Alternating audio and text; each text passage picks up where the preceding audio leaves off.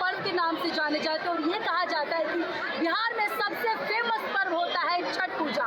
और अब केवल बिहार के लोग नहीं, अब ये लगभग देश विदेश में ये पर्व की चर्चा है। हर चारों तरफ जो है ये पर्व मनाया जाता है। जी हाँ, मैं बात कर रही हूँ छठ पूजा के बारे में। और आज छठ पूजा का तीसरा दिन है और मैं इस वक्त मौजूद हूँ गाजियाबाद के घाट पर, जहाँ मेरे साथ कि क्या नज़ारा है घाट का।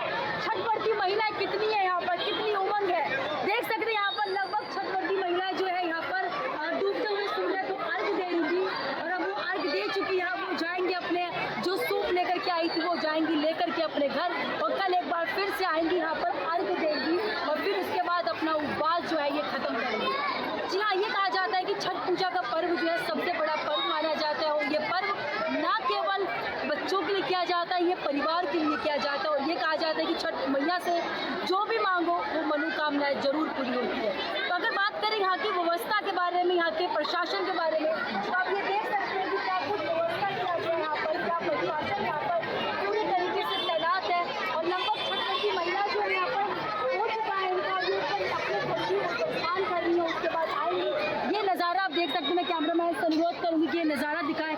ये आप देख सकते हैं घर के जो सदस्य होते हैं वो जो छठ व्रती महिलाएं होती हैं उनको अर्घ देखते हैं, यानी कि डूबते हुए सूर्य को अर्घ दिया जा रहा है और कल उगते हुए सूर्य को अर्घ दिया जाएगा। उसके बाद ये उपवास जो है खत्म हो जाएगा। ये नज़ारा देख सकते हैं। और आपको बता दूं ये पर्व जो है 4 दिन का पर्व माना जाता है और इस पर्व को लेकर के चारों तरफ जो है उमंग होता है। तो यहाँ पर लगभग तो तमाम यहाँ पर छठ व्रती महिला होंगे जिनसे हम लोग बात करेंगे। छठ पूजा बनाने का आज छठ पूजा जो सालों से इंतजार करते हैं, आज इस पर्व का तीसरा दिन है। डूबते हुए सूर्य को अर्घ दिया जा रहा है। क्या कुछ कहना है इस पर्व के बारे में?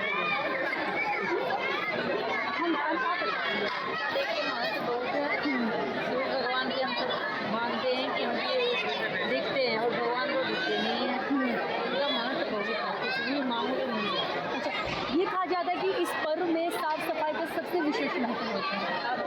हर चीज़ स्नान करके किया जाता है। इस पर्व के बारे में जानना चाहूँगी सर मैं। छठ पूजा जो बिहार की शान है, गौरव है और बिहार वासियों का ये गर्व है। छठ पूजा हम लोगों के लिए महापर्व के रूप में मनाया जाता है और ये सबसे बड़ी खुशी है कि हम लोग ने जो स्टार्ट किए पर्व बिहार से जो ये उत्पन्न हुई, आज पूरे विश्व में फैली हुई है। कई देश इसको मनाना शुरू कर दिए हैं और बड़े हर्षोल्लास से इसको मनाते हैं। और हम सारे बिहारवासी जहाँ भी होते हैं, जिस स्थिति में होते हैं, इस पर्व को नतमस्तक होकर सबसे उच्च स्तर पे मनाने की पूरी कोशिश करते हैं। और पूरी श्रद्धा पवित्र जो उगते डूबते सूरज को कहा जाता है कि इस पर्व का जो स्लोगन है कि डूबते सूरज के बाद उगता सूरज आता है। और ये पर्व उसी का एक सूचक है कि हम जिसकी ऊर्जा लेते हैं, जिस भगवान को हम दिन रात ऊर्जावान होते हैं, उसकी आराधना, उसकी कष्ट, उसके लिए हम जो है वो समर्पित होते हैं। और छठ पूजा हम बड़े ही मतलब पवित्रता से, और इसका 4 दिन का जो त्यौहार होता है, जिसमें पहला दिन जिसको नहाए खाए बोलते हैं, पूरे घर को साफ सफाई करते हैं और शुद्धता के साथ सारे भोजन बना के सारे परिवार जो है वो खाते हैं। दूसरे दिन खरना होता है जो सूर्य का पूजा होता है इवनिंग में, और उसके बाद सारे प्रसाद वितरण होता है जिसमें खीर और गुड़ और रसिया जो बनता है वो प्रसाद के रूप में होता है। उसके बाद 36 घंटे का उपवास जो किया जाता है इसका, वो पहला दिन का अर्घ डूबते सूर्य को दिया जाता है, जो कि सूचक होता है कि कल ये फिर से उदय होगा, हमारे जीवन में उजियारा आएगी, हम लोग पूरी रूप से ऊर्जावान होंगे। और उसके बाद फिर उगते सूरज को आराधना करके और इस पर्व को समापन करते हैं और अपने पारिवारिक जिंदगी में और अपने व्यापार में स्टार्टिंग करते हैं। अच्छा, हर पर्व को बनाने का कुछ ना कुछ एक अलग महत्व होता है। जैसे दिवाली का बनाने की कहानी अलग है, तो छठ पूजा की मैं शुरुआत जानना चाहूँगी, आखिरकार छठ पूजा की शुरुआत क्यों हुई?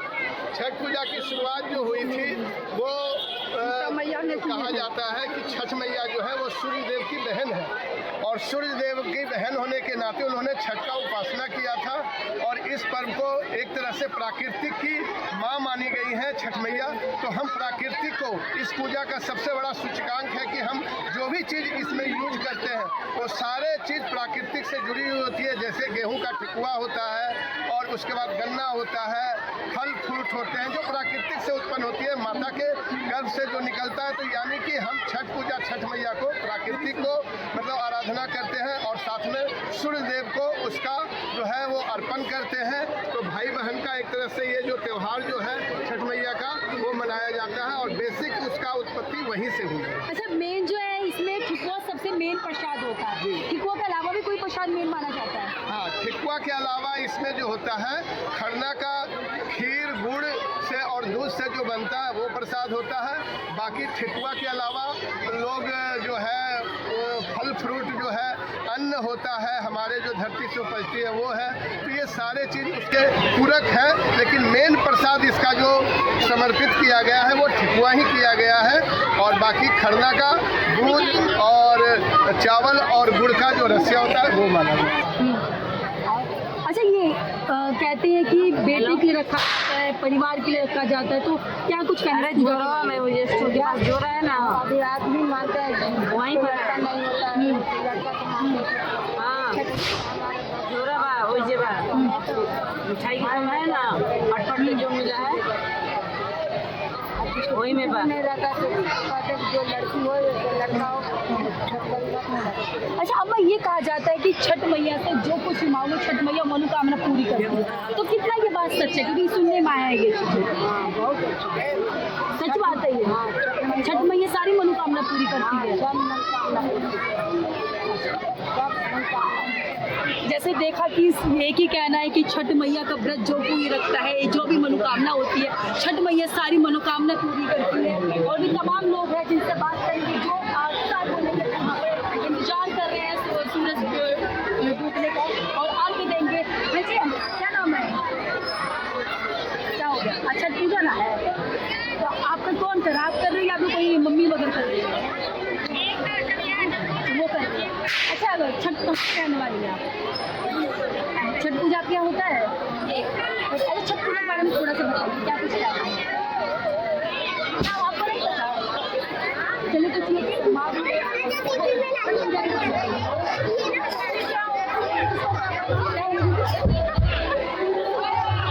तमाम यहाँ पर श्रद्धालु है, उमंग है लोगों में छठ पूजा को लेकर के। और भी लोग हैं मेरे साथ जिनसे बात करके हम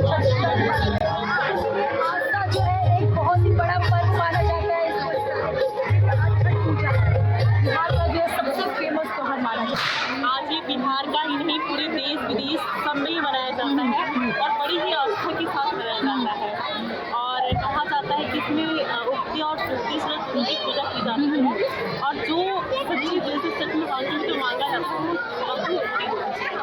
और ये 36 घंटे का एक फेमस माना गया है और 3 दिन से ये फेस्टिवल स्टार्ट हो जाता है बेसिकली और बड़ी ही आस्था के साथ होता है। अच्छा, इस पूजा में ये कहा जाता है साफ सफाई का सबसे मेन बिल्कुल बिल्कुल इवन इसके बारे में जानना चाहिए। बिल्कुल मतलब घर से मतलब लेकर पूरा साफ सफाई का इवन जो लेडीज होती जमीन पे सोती है मतलब बिस्तर तक डालती है।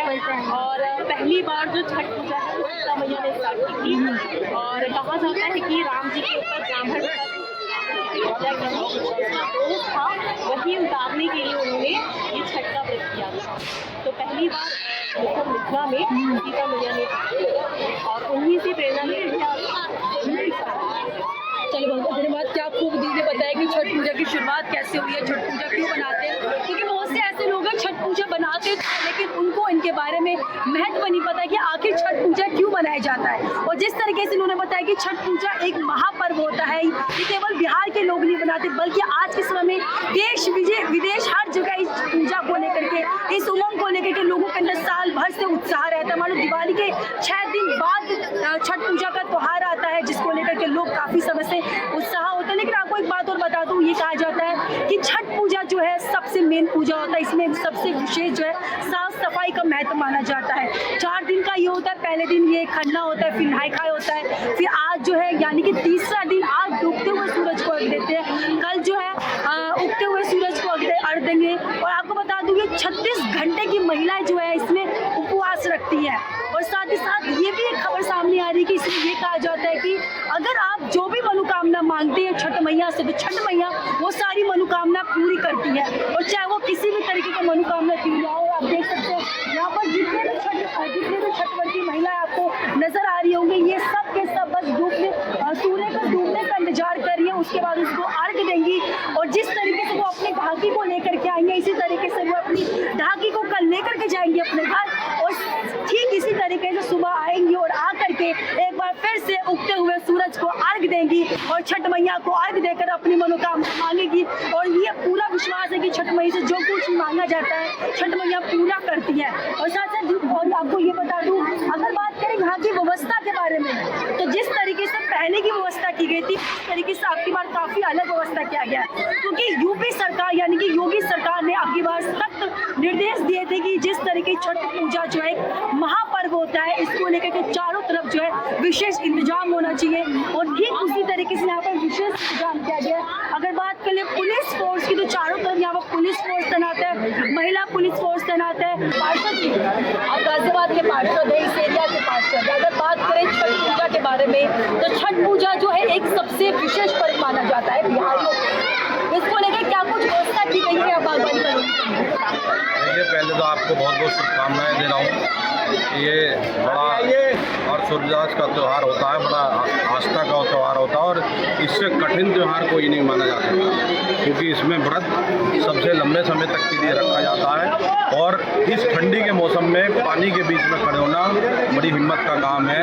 ये छठ मैया आप लोगों को जो ऊर्जा देती है और परिश्रम करने के लिए, मेहनत करने के लिए, तपस्या करने के लिए आपको ऊर्जा देती है, उसके लिए आप सभी लोगों को दिल की गहराइयों से धन्यवाद और छठ माइयों का आशीर्वाद आप पे सब पे बना रहे।